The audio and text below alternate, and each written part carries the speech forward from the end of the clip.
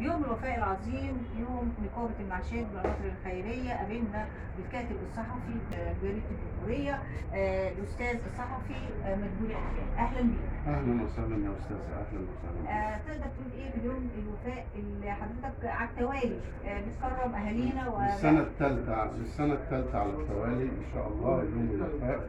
والحقيقة اليوم ده حرصت نقابة أصحاب المعاشات بالمناطق الخيرية إن هي تحيي قيمة تكاد تكون اندثرت في المجتمع، وهي قيمة الوفاء. في هذا اليوم نحرص على تكريم كوكبة من المسنين الذين قضوا أعمارهم في خدمة الوطن، وبنكون حريصين على أن نختار من كافة فئات المجتمع،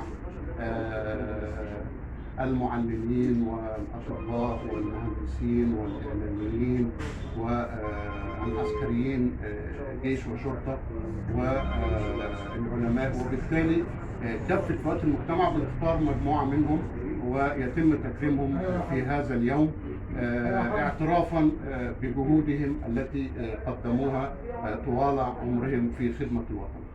وإن شاء الله قيمة الوفاء نسعى أنها تكون موجودة بين فئات المجتمع جميعا، حيث أننا هذه القيمة تزيد من الترابط بين أفراد المجتمع وتنمي الروح والانسجام بين المصريين جميعا. طبعا حضرتك طبعا قيمة وقامة لنقابة المعاشات. احنا حريصين على ان هذا اليوم ينقل الى النقابات الاخرى، خاصة تكريم المسنين واجب على المجتمع ككل.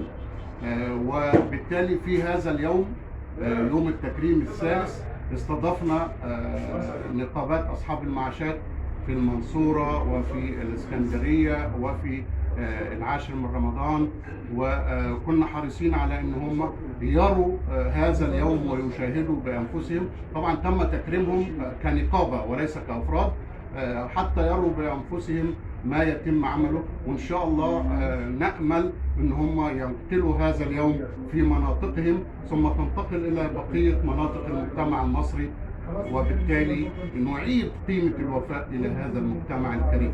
طبعا حضرتك الكاتب الكبير والصحفي ونائب رئيس تحرير الجمهورية، شرفت بحضرتك طبعا يوم الوفاء، وحضرتك اديت مثل اعلى لباقي النقابات. وانتم شرفتونا حقيقة، وسعداء بتشريفكم لينا في وتخطيط هذا اليوم. وكان ليا الشرف النهارده ان انا شرفت بحضرتك. والله ونحن نسعد، وان شاء الله مزيدا من التكريمات وانتم تستحقون يعني.